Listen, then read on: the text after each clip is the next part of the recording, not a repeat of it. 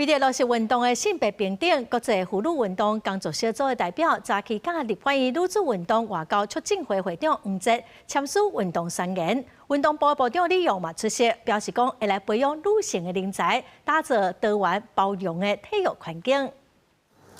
在运动部部长李勇见证之下 ，IWG 代表甲立委黄捷共同签署布莱顿甲赫尔辛基女性参运动宣言，希望台湾以行动落实运动性别平等，让更较侪台湾女性会当伫体育舞台发光。Minister, I have been reading your pledge towards gender equality and making sure that sport in Taiwan is on the international stage for all people, for women and girls. So thank you. 黄捷表示，台北市东园国小伫威廉波特校棒赛摕到冠军，总统热情地接见表扬。也毋过，共款伫8月份，北大高中女篮队也伫U16女篮世锦赛拍败强敌波多黎各，摕到冠军，所无得到共款的重视。伊呼吁未来女性伫体育上的成就，也应该得到共款的肯定。我也希望来表达一下，因为其实我们台湾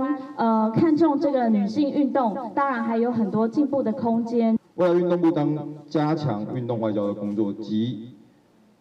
强化培育女性参与国际运动事务人才，